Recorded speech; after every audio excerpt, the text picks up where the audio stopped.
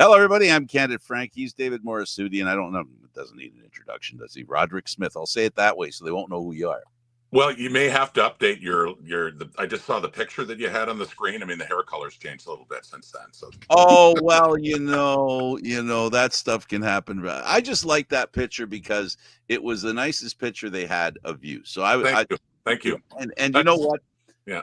We're very fortunate to have you here, and I really appreciate you joining us. Thank you. And I got to tell you, I'm dwarfed sometimes by the voice that you have. People say, "Hey, Frank, you got a deep voice," and then there's Rod Smith. So you're easily recognizable to everyone. I appreciate that. I do, and it's a pleasure to be on with you guys again. Well, we always appreciate having you. Absolutely. So I guess the rule changes are the biggest story around the Canadian Football League, and they will be until they're actually enacted, and until we spend some time, realizing what they actually mean. Rod, is that a fair statement on my part? Yeah, it is. I mean, it is for me, Frank. I'm of a couple of minds here. I mean, well, first of all, you look at me, my age. I mean, I'm in my 60s. I've followed the game since the 1960s. I wasn't looking for change. I'm a traditionalist. I like the game the way it is. But I'm not going to sit here and just shake my fist at the sky and object to any change at all, because other sports have done it as well. It's evolution. I mean, and the CFL has made changes too. I remember, 14-game schedules and 25-yard end zones. I mean, it's evolved. And as long as the evolution is ultimately for the better, I mean, I like you, it'll take me a little bit of time to see. I want to see how this all plays out. I'll be curious about it, but I'm not. To me, the fundamentals: 3 downs, unlimited motion, a yard off the ball, 12 to a field, Canadian ratio, the wider field. Definitely, I'm going to miss the longer field. I got to be honest. I mean, that's the one that's been toughest to digest for me, getting rid of the 55-yard line. But I mean, some tweaks along the way to the game, as long as the fundamentals of what really differentiates Canadian football from American football, as long as they remain intact, then I'm okay with it. I'm going to inject this, and then David, please jump in. As far as the length of the field is concerned, one of the biggest challenges that the Canadian Football League has is new stadiums, because a 10-game schedule does not get you enough money to be able to support a stadium. It's a miracle what Winnipeg and Saskatchewan has done. Would you agree? Well, I mean, they have they use their facilities for other things. I mean, that's the point, for soccer as well. And I know Manitoba Bisons play, there as well. I mean, those stadiums do get used. But I mean, I do see your point that looking ahead, that when you consider the footprint of land and what it's going to be used for. So your argument is basically it's a lot easier to accommodate or make better share stadium to share if it's 100 yards as opposed to 110. We see it every week when we go to BMO Field. We can see it there. The grass. I looked at it the last game, and the 100 yards is going to fit beautifully right in between the stands. With the stands in. As I say, I'm not. I mean, I realize, and there's been a lot of hue and cry about that doing that is Americanizing the game. I mean, it's because in the U.S. it's a 100-yard field. I think there's more to it than that. Like, as you point out at BMO for soccer, I do. The width of the field is more important to me than the length. But it's still. I'm just saying. I mean, you're giving me practical reasons, and there are several practical reasons for these changes. I get that. I'm just saying, aesthetically speaking, as a fan who grew up with the game the way it was, I mean, we're all to a certain point resistant to change. That's just. I'm not outraged by it, but that's the one thing that's going to feel a little different to me. That was distinctly Canadiana, the CFL, having the 55-yard line. I mean, that's going to be a bit of an adjustment for me. Well, we have David here to be a spokesman for the other generation, the one we're trying to attract more and more. I was just going to say, which is a very, very important generation, too. Yeah, absolutely. And that's the key. And David, before I'm going to say this, I am a traditionalist that's blending into a survivalist, because one has to take into serious consideration the future of the Canadian Football League and how it has to be profitable for all the owners, which is the biggest challenge for all the owners, because they all have different needs. David, over to you. Yeah, I mean, look, I think when you look at the changes, especially I'll start with the field one, is that really a big one in terms of attracting younger audiences. I don't think younger audience is going to come and say, "Oh, look, they got a smaller field, a shorter field. That's great. I'm going to come and watch the games." I don't think that's really the one. It's more so like the quirky ones. Like I think the field goal one, it's funny because I talked to somebody who doesn't really watch a lot of CFL, and they know I cover the CFL, and they're like, "What's with having the field goals at the front of the end zone rather than the back?" Right? Mhm. Something like that. Like you think we don't think it's a huge deal, but you talk to somebody who's not watching the game all the time, and they bring that up. That's like one of the first things that gets brought up.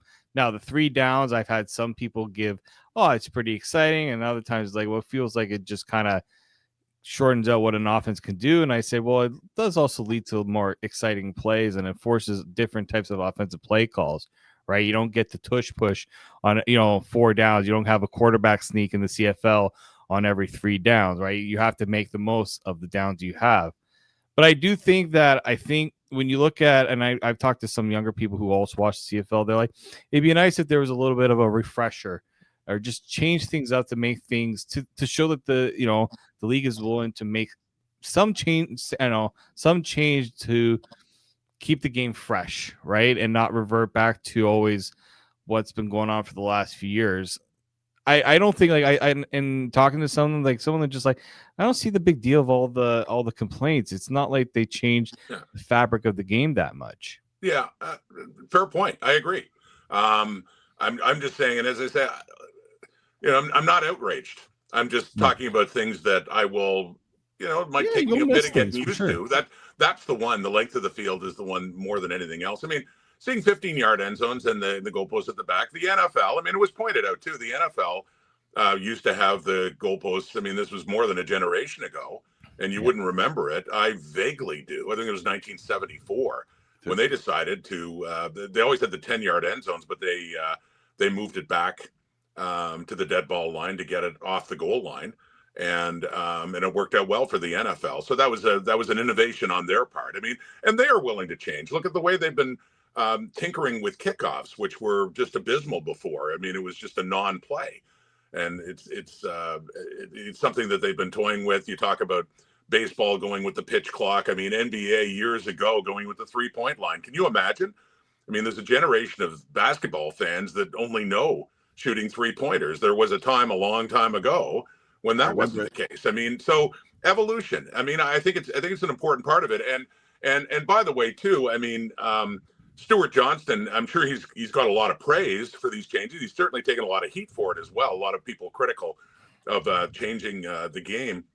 His mandate coming in was change, and that's from ownership. I mean, he had a unanimous vote. They want things. I mean, 7 of the 9 are losing money.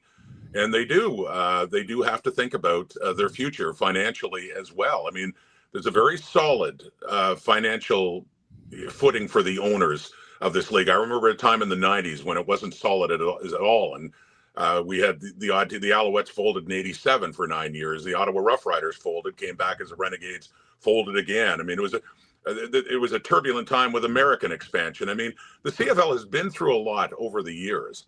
And they have had to adapt. They've had to adjust. And in this case, to me, it's part of the evolution of the game. I mean, I'm not saying it's not easy. I mean, as I say, as a traditionalist like myself, it's going to take a little bit of getting used to. But I do cling to the biggest fundamentals, and 3 downs does matter to me.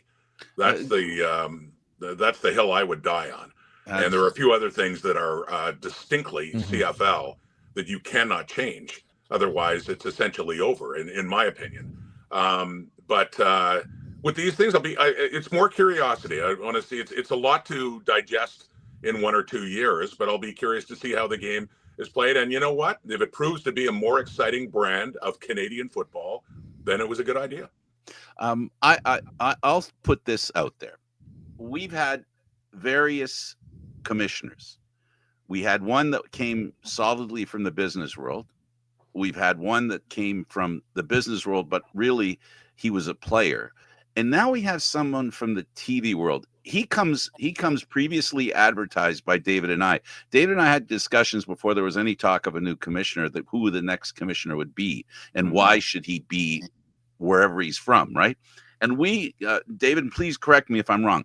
We felt that television, the presentation of the broadcast, and how it's shared in the world needs to be rediscussed, needs to be found. I think that's the reason why he was brought in. He has that angle that no commissioner has had before him. Some might suggest, oh, yeah, he's a TSN guy. Well, it's less about being a TSN guy. It's more about being a TV guy that I think brings him in here. And these are the changes. So these changes are all he referred to it as a palette, right? He referred to it as the picture, right? So that's what he's going for. He's going for when people look at the game, they feel comfortable and attracted to it, not distracted, like the goalposts are a distraction.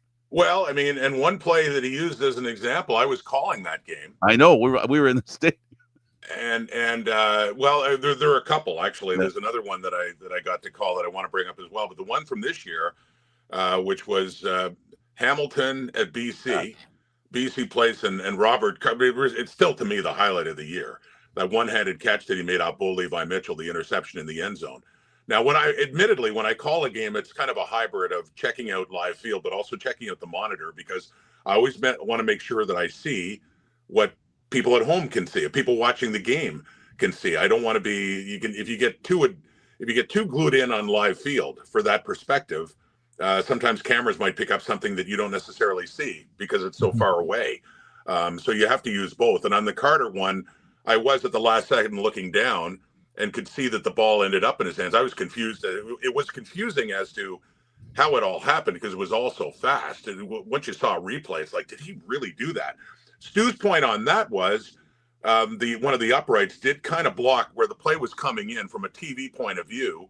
If you didn't have the goalpost there, you would have had a cleaner look at that interception.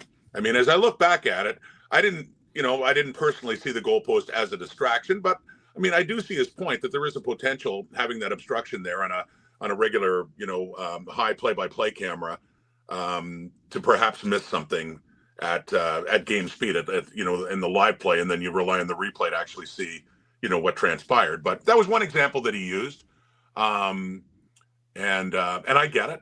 I mean, when it comes to moving goalposts, I'm not outraged by that. I think there were, well, we'll keep it about. I got a few other thoughts about this, but you're talking about how this could enhance or improve the TV experience. Again, I'll be curious to see how it plays out and how much difference it makes.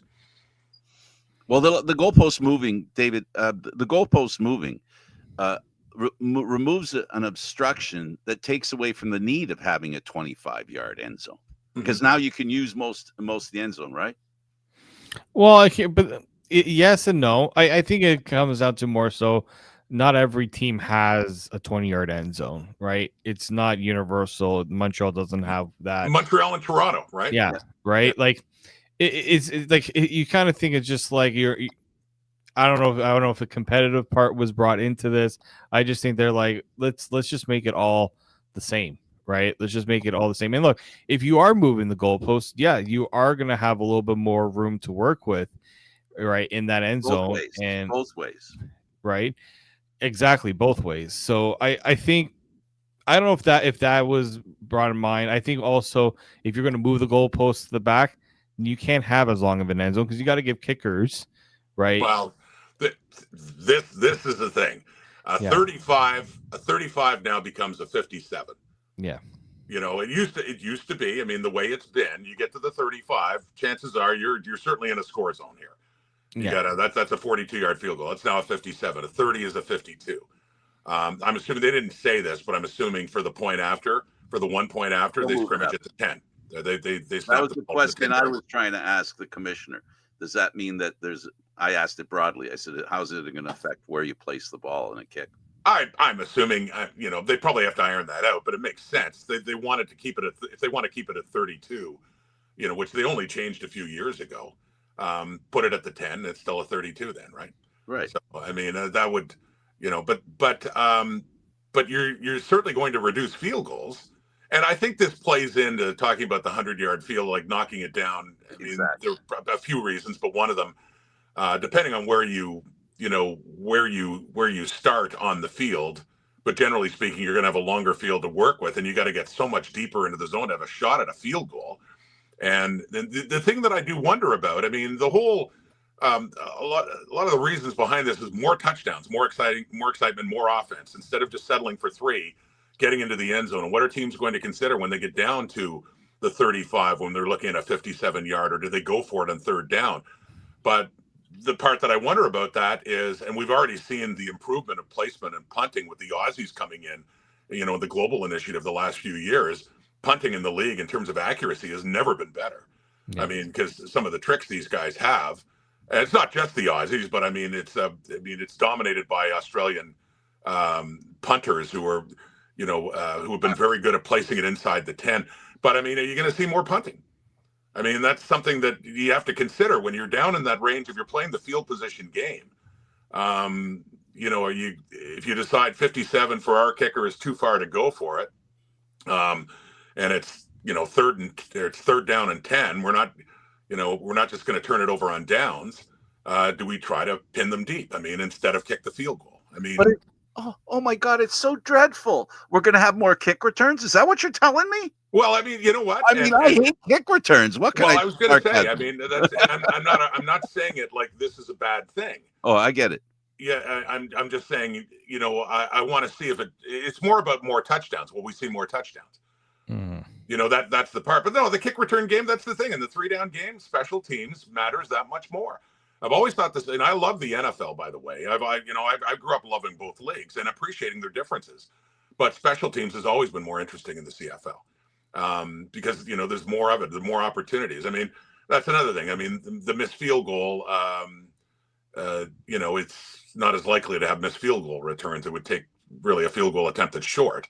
But punt returning? No, I mean, I'm just saying how the game could change. I mean, the assumption is that because it's so much harder to kick a field goal now, that teams will be going for it more. Maybe they'll be choosing to punt and play the field position game and try to hem teams, deep in the zone, kick it out of bounds down, try to get them down inside the 5.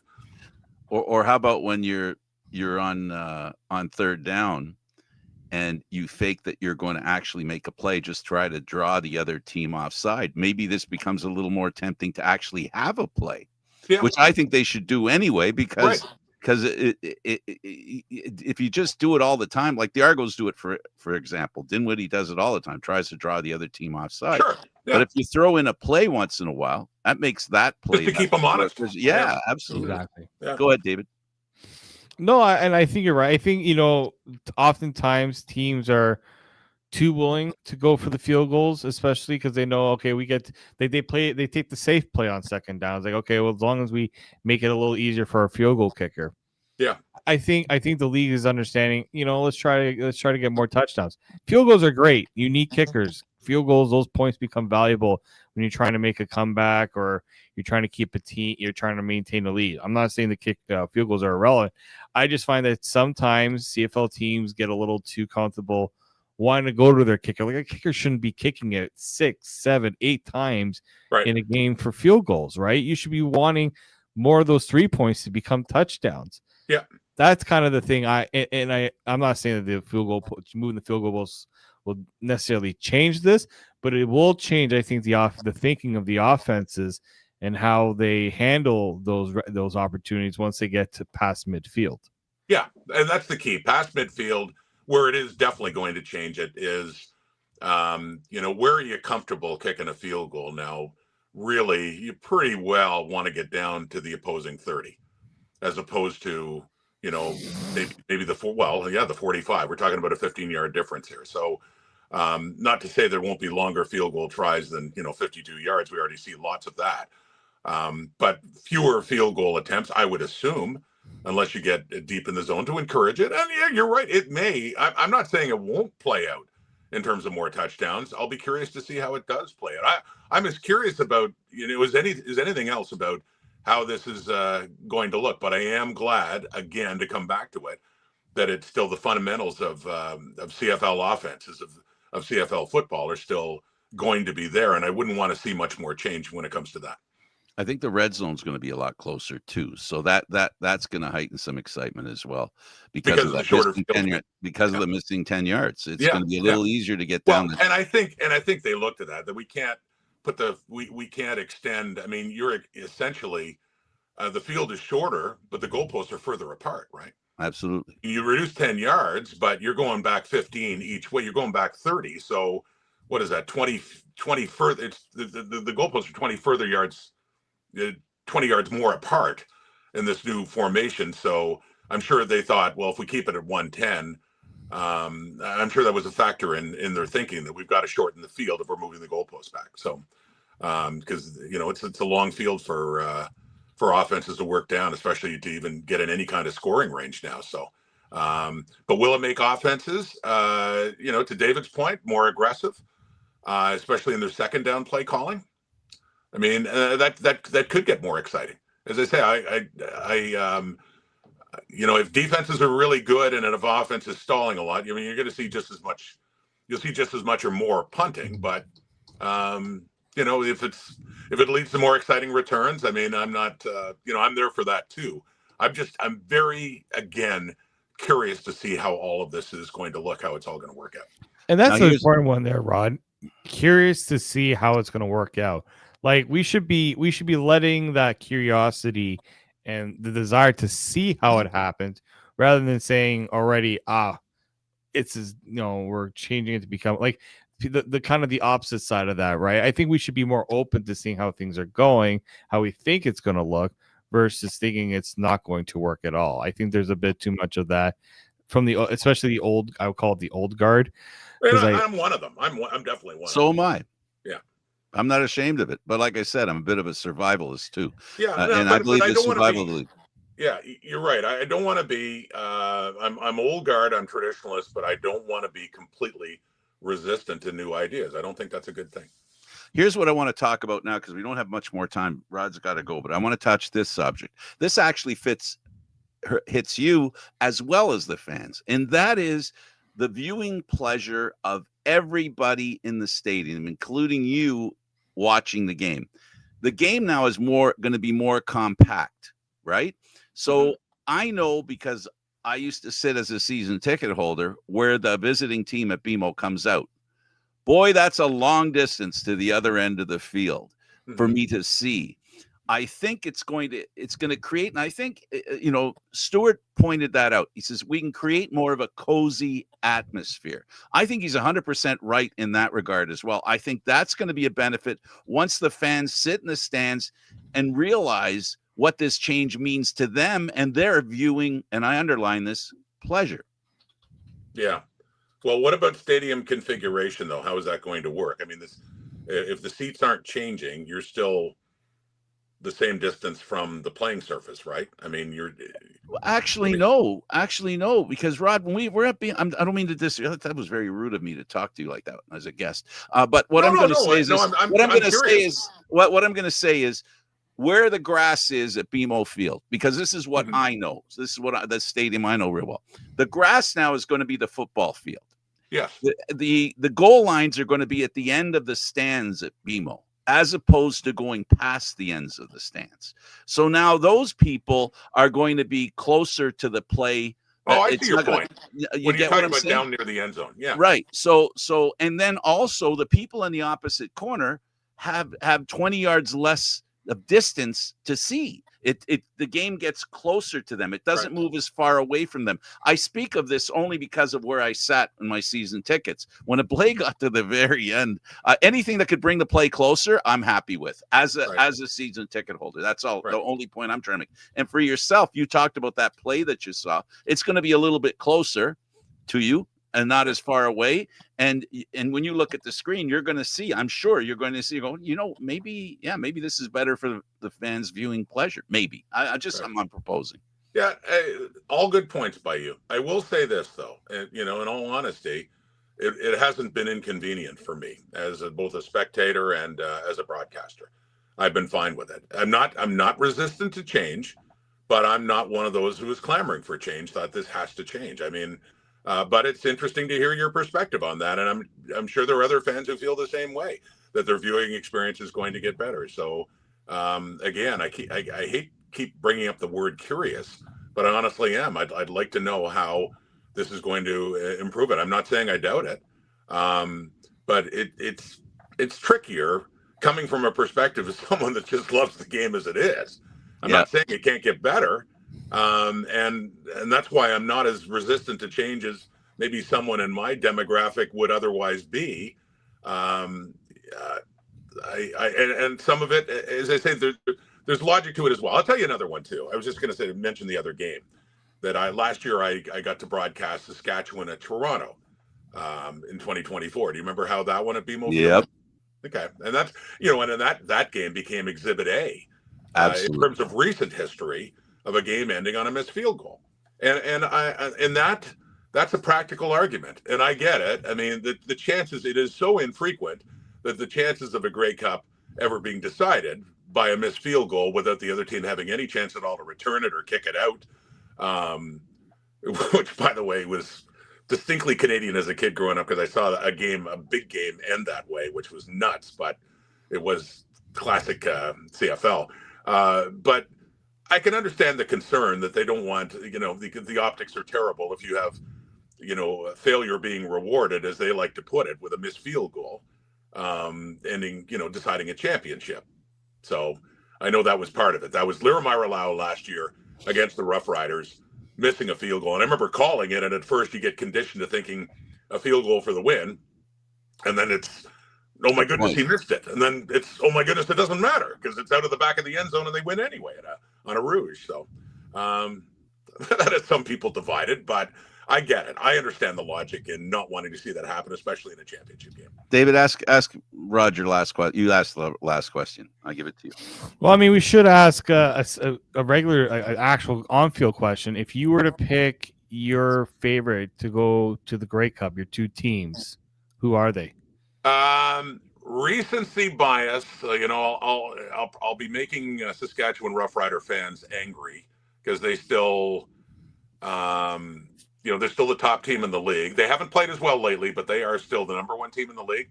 But the BC Lions look awfully hot, and I'm thinking. Tell you what, I still think it's Hamilton, because it looks like they're going to get, unless they fall apart and Montreal runs the table. I mean, it looks like Hamilton's going to get to host the Eastern Final, which is huge.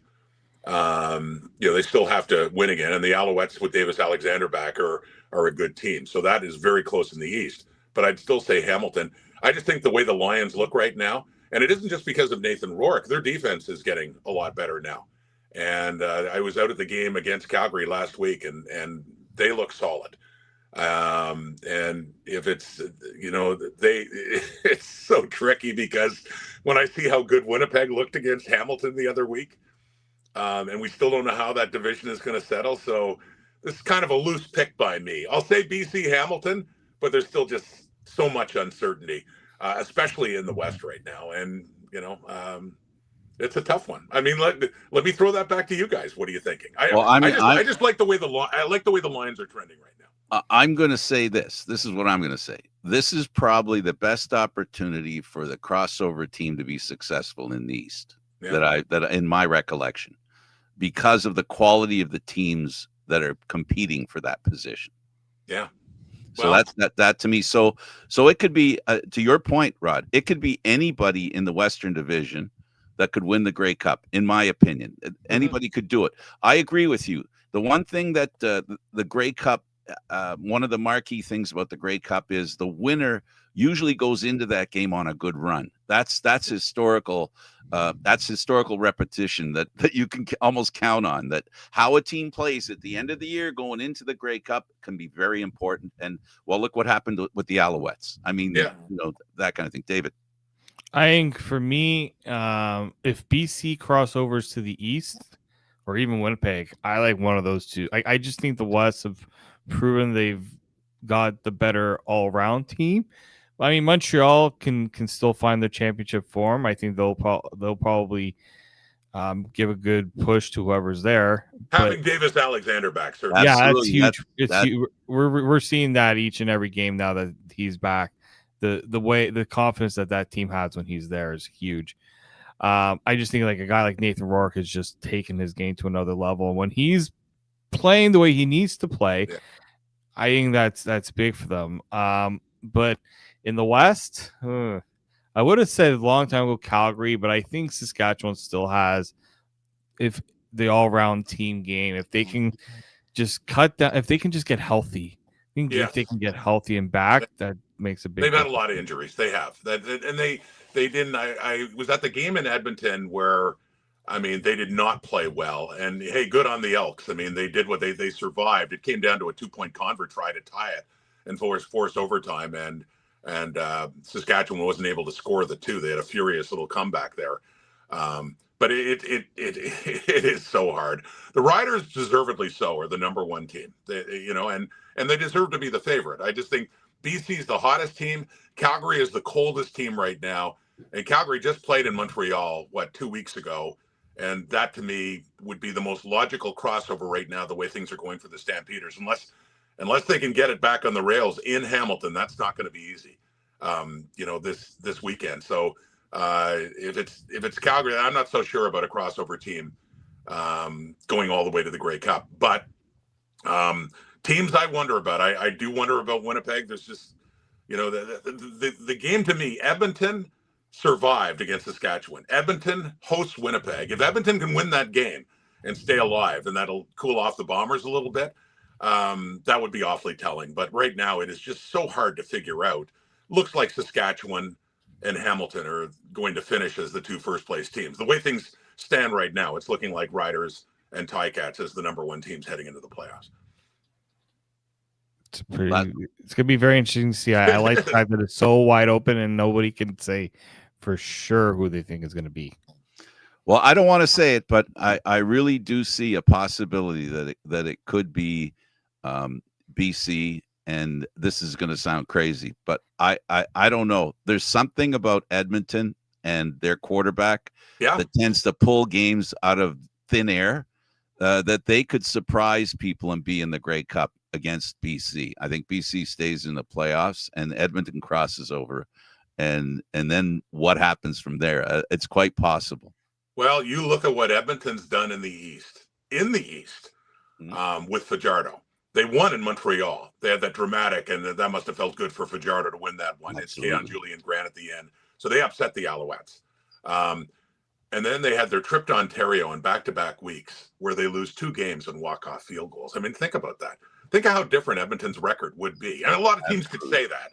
Yeah, true enough. Everyone has their close finishes. I mean, it's not just Edmonton. But given how bad things were at the start of the season for the Elks and how they've come on, what a difference that would have made had they been able to hang on and beat the Argos, had they been able to hang on and beat the Ticats, and they led both of those games in the final minute. I mean, I would not argue against that. I mean, any team in the West could certainly, the one team I'm wondering right now, because they're ice cold, is Calgary. Yeah, I don't think they're a factor unless they get really healthy, really fast. Yeah. And if that doesn't happen.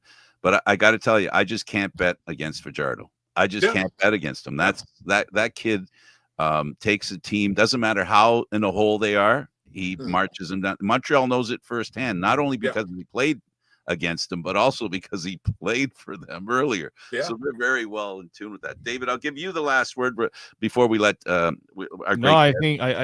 just think that we're in for a fascinating finish. It's the last few years, I think we've started to see the shift where it's not as many teams just dominating from start to finish, right? We're seeing a bit of the ups and downs, and I'm sure fans hate it, but for us that cover the game, we like to see the unpredictable nature that the CFL brings. Well, yeah, and to tie that, David, into the rules again, and Frank, I hope, even though with the 35-second clock coming in, I hope the exciting finishes can continue. I mean, to me, it's just, you can have a game that's borderline mundane, and some of them, the way they finish is just outstanding.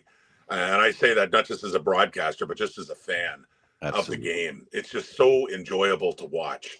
And, I certainly hope any rule changes doesn't take that part out of it. That, to me, that's an important thing, because it's been a fun year, especially. There've been so many exciting finishes and exciting games and plays and everything else. And I'm looking forward to seeing where it goes from here.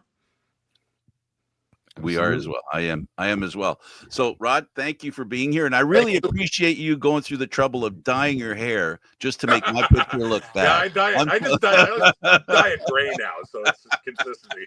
That shot that you had, that looks like an old CFL studio shot. It is a studio shot. The lighting's really good for the picture. The lighting's good. The picture, I liked it. It was less about what it was the quality of the picture. And you know, when you go on whatever to go get stuff like that, you got to make decisions, and that was my decision. Thank you. Well, I don't mind. we look forward. David and I look forward to seeing you at the Grey Cup. And we look forward to you calling the next games, the way the season begins to end.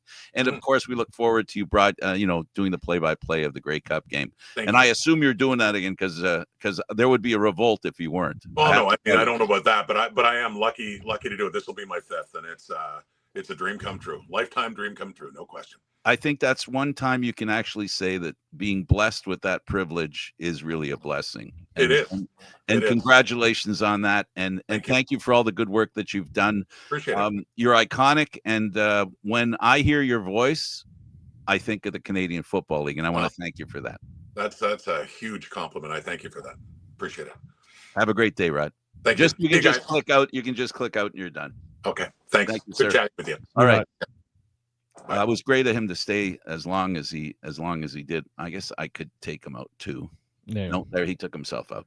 So it was really good to talk to him. David, the big thing here is, and what we're hearing is, and the three of us agreed. And I think if you had a vote on it, I think most reasonable people who don't go for the knee-jerk reaction are going to say, well, let's have a wait and see attitude.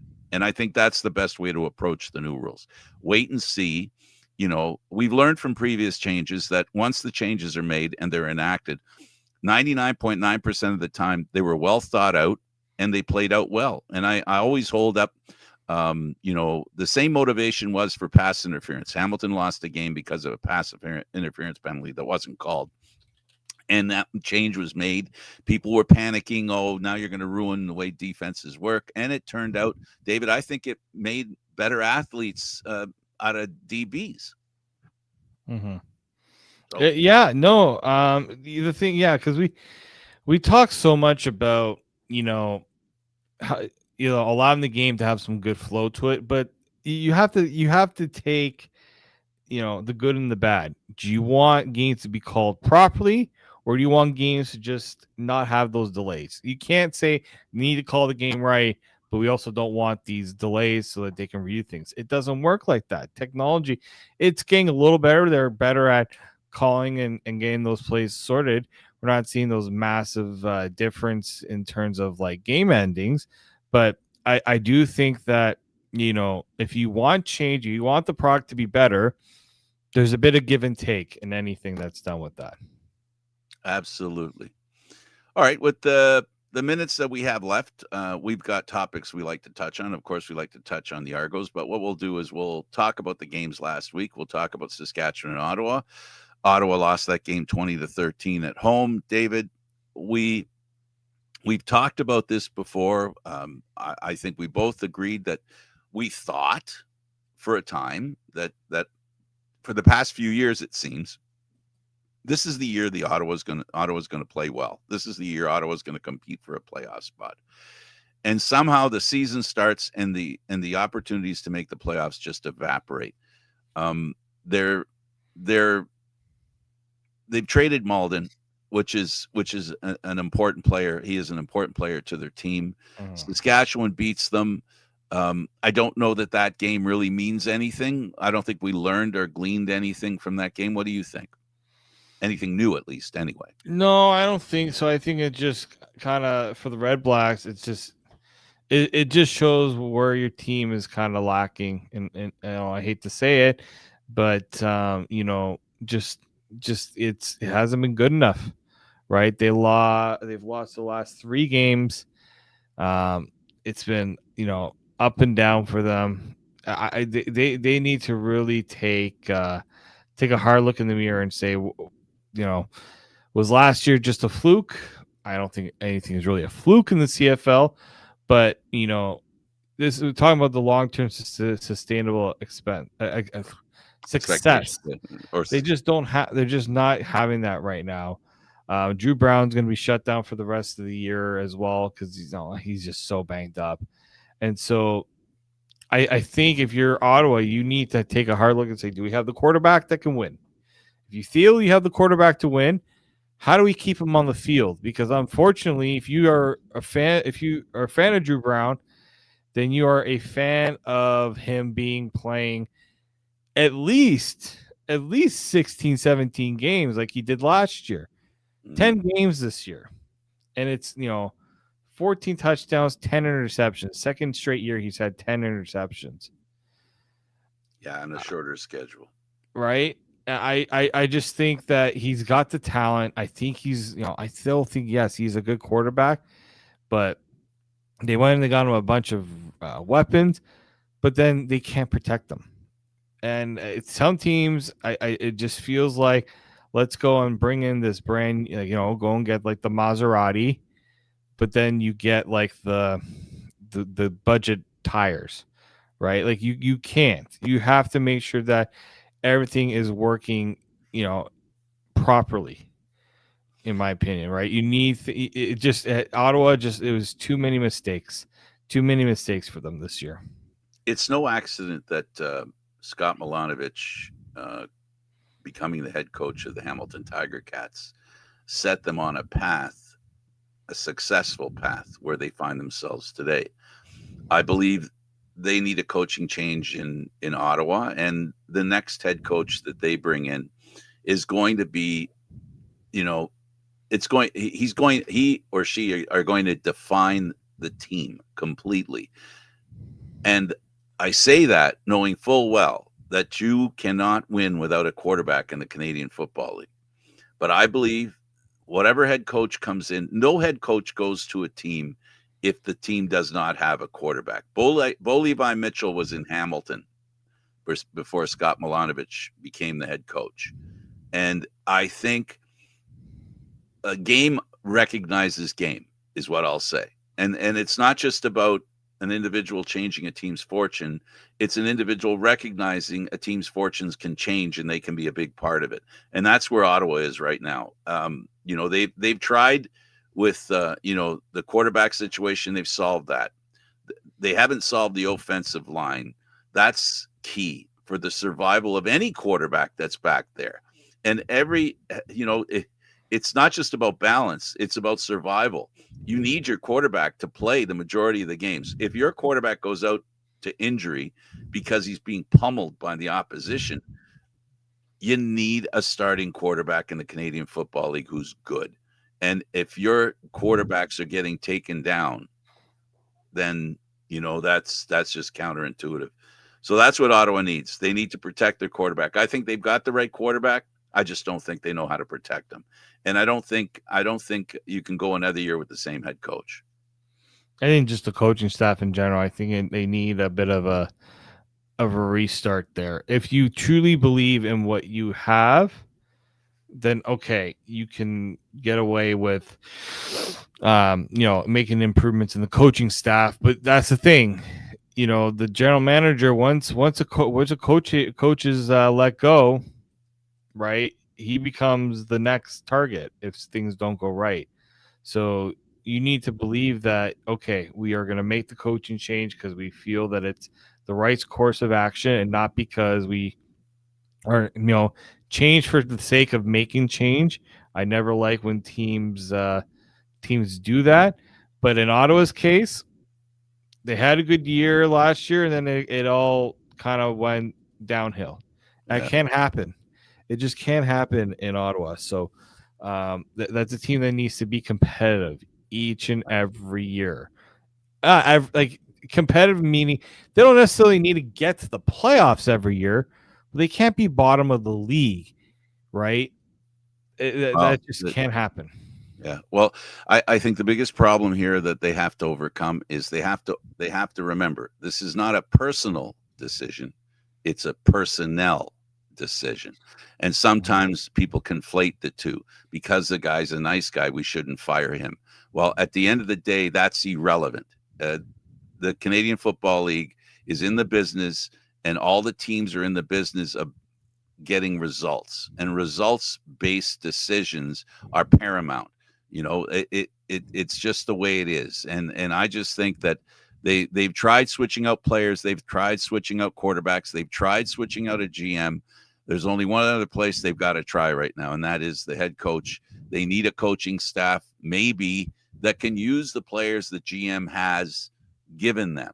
And if the new coach, after a year or two, can't make sense of the players he's got, then it's a question of the GM. These are realities of football. These are realities of sports. There is nobody that can't be removed, that you can live without anybody. Nobody's indispensable. So at the end of the day, Ottawa needs to make changes because they need to understand or execute a plan and have the players to execute that plan. And the plan is to make the playoffs. I disagree with you a little bit there, David. They have to make the playoffs. There is, every team, for any kind of level of success, it's measured by if they have a chance to win the championship. Yeah. From the fans' perspective.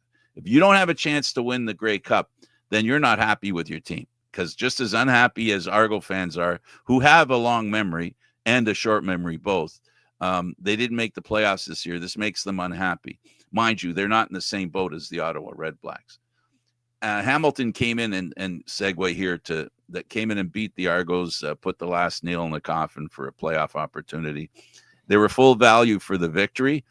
And the Argos were in that game so many times and fell out of the game even more. It was an amazing game to watch, David. It literally spoke to the season the Argos had. Yeah, I mean, it just, when you just feel like they're taking the right steps forward, if something goes against them, right? Quarterback gets hurt again, right? And it just, you look at that game specifically, and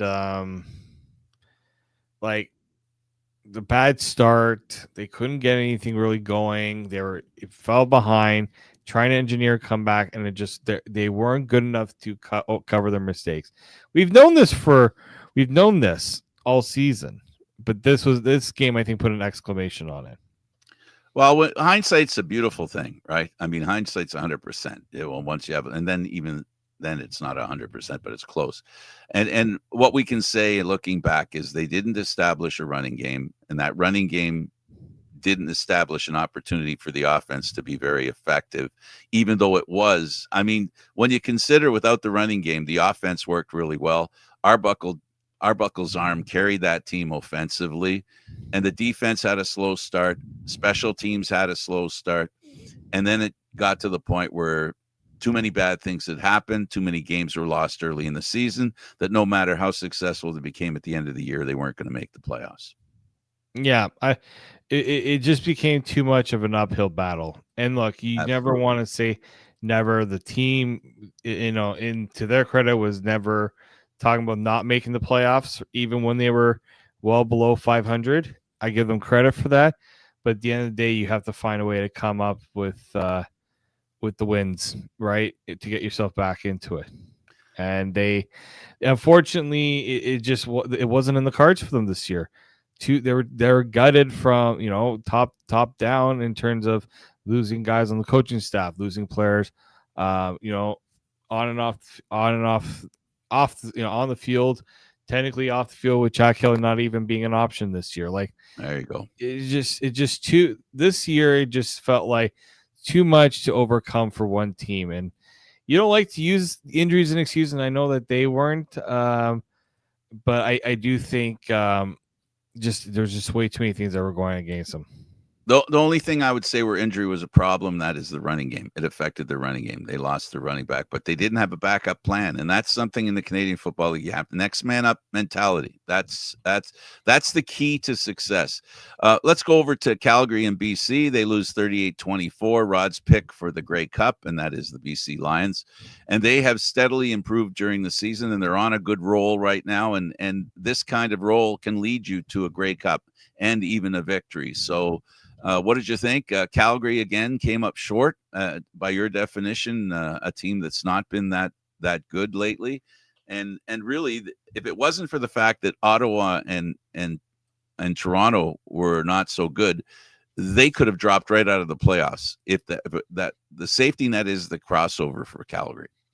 It is, and for Calgary, it's just another one of those games where confirms kind of two things. One, Vernon Adams Jr.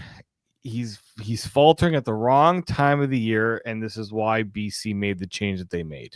Like, I frankly, is it harsh to say that? Maybe, but his play hasn't been good enough. For them. BC, Nathan Rourke, like you're looking at the comparison of the two quarterbacks, one threw for 414 yards, 4 touchdowns, 2 interceptions. Yeah, the 2 interceptions aren't great, but it's one fewer than the other guy threw. And the big thing with Calgary is the defense. The defense is there's a reason why they went out and got Malden. It's because the defense has just been hit hard. They lost Flo Remalade, so they needed to go out and get somebody that can help shore up that defensive line because they're not getting pressure on the quarterback as much as they were. There's just too many things that are not working in their favor. I'm just quickly checking. I don't. You check that. I'm just going to interject that Remalade was. I think the last game, like they did get pressure on. They did get pressure on Nathan Rourke, but I don't think it's to the degree that they would like to see it, at least, or that they were accustomed to. And the trade they made with the Argos for Remalade was the main reason the head coach said when he drafted him in training camp. He said he's a team leader. He's a guy players will rally around. He's a guy that nobody works harder. Nobody's here sooner. Nobody does more than he does on the field. And his absence was very sorely missed. He was sorely missed. A great player. And of course, the games this week, Toronto's in Saskatchewan.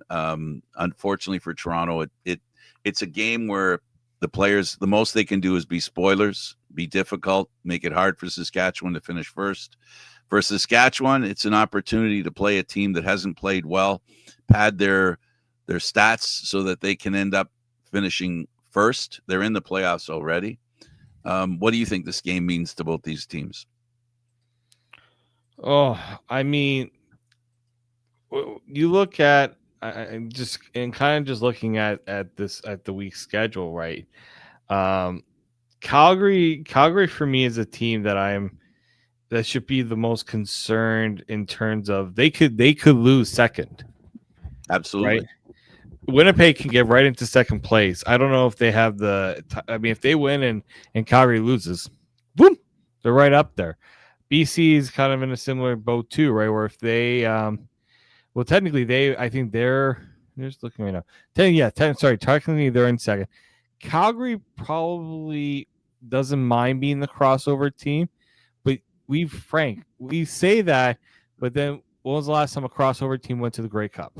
No, I agree. Yeah. My point, my only point about the crossover being dangerous for the East is if the team that comes over has a level of momentum, and unfortunately, because those three teams are so close, it's going to be the team that doesn't play well going into the playoffs, and that's how they're going to play. I'll say this, Frank: if you're Montreal and Hamilton, would you rather play Calgary? Or would you rather play Winnipeg right now? Right now, Calgary, easily this team that you'd want to play. It goes without saying. Calero's healthy, playing well, and that team with what it has, they're dangerous. And you know what? I think they have the attitude if they're a cornered animal, that team bounces really well back. They're a team that loves a challenge. They're accustomed to it. They've represented the East for 5 years in a row. So they know how to win the big games. So you don't want to be playing them. That's for sure. No. Then we've got with the Calgary Hamilton. Hamilton, is in a battle for first place. Calgary's in a battle for the playoffs and positioning. And I really think this game is going to be hard fought for those reasons. I do. No, I really do. Like Hamilton wants to ensure that they get first. I think they've clinched. Correct me if I'm wrong. I'm pretty sure they've clinched They clinched the playoffs. I don't know if they've clinched. No, they haven't clinched the division yet. No one's clinched the division yet. Right. Not yet. Sorry. So Hamilton wants the division. So we know this. It's important to make it to the Grey Cup, to not have the easier route. Okay, I wouldn't say easier route. The shortest route. Yeah. Thank you.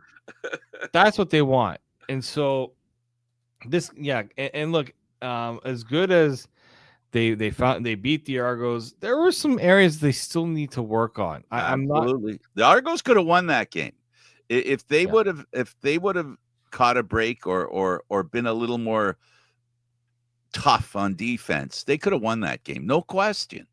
There were a couple of times where they had an opportunity to win that game. You know, they were shown opportunities more than once against Hamilton that day. And they they were unable to take advantage of any of those opportunities. Yeah. And so and then we've got Winnipeg and Edmonton. This is another critical game. Winnipeg, this is a pre-playoff game. This is a set up the playoff situation for these two teams. These two teams have a lot at stake in this game. So this is going to be another big game this weekend. I'd say this is like 1A or 1B compared to Calgary and Hamilton in importance, in relevance. Yeah, I think it's more important for Calgary because Hamilton has a more of an advantageous position. Calgary is in a we don't want to lose. We really want to make things easier on ourselves, and we still have an opportunity to make things easier on ourselves. And because of what you said, none of these teams want to be the crossover team because nobody wants to travel out east. No. So and Winnipeg and Edmonton. This is an important game to me because I truly believe that these two teams they're good enough. They just haven't shown it, but I believe they have the seeds of being a Grey Cup champ. If I saw these two teams in the Grey Cup, it wouldn't surprise me if I saw these two teams in the Grey Cup. Winnipeg and Edmonton, simply because how they play these next few games could set themselves up in a good situation. I like both of them, and I've already said why. And it's going to be interesting. I like this is one of the games I'm going to watch very closely. Yeah, I mean, you look at, you have three games here where the three teams their playoffs are pretty much out of the picture. Especially for for Toronto and Ottawa because they're officially limited, but Edmonton's on the but they're also going to play for some pride. Absolutely. Which means don't expect if I'm these other teams, don't expect them to say, okay, do what you need to do. Yeah, you're good. We don't have to. We're not. It's not going to be that case. There are guys who want to put themselves in a position to win jobs for next year. We're going to find out how proud the players are in Ottawa. We know that Montreal needs the victory. Montreal's going to be ready for that game. Montreal's going to be ready to play. They're taking no prisoners. Ottawa's going to have to play the kind of game that gives their fans some hope for next year. And this is a sad thing about it is that fans have to hope on that is that, let's see how they play today. And maybe it'll give us reason to believe that they're going to be okay next year. For me, that's not good enough, but it is something that a team can grasp to, and that's something that fans can look at, which is great. So those are the four games that will be being played this weekend. We're into the 19th week. We just had the 18th, and this is the 19th week, and now we're down to 2 weeks left, and then we have the playoffs. So it's going to be an interesting couple of weeks, David. Did David freeze? He did. Timing is everything. All right. For David Morisuti, I'm Candid Frank Stanishi. Thank you for watching. We appreciate you watching us. Don't forget you can follow up on stuff that we do here. Candid Frank Stanishi at 10:30 on YouTube. Thanks for watching, everybody. We'll see you next time.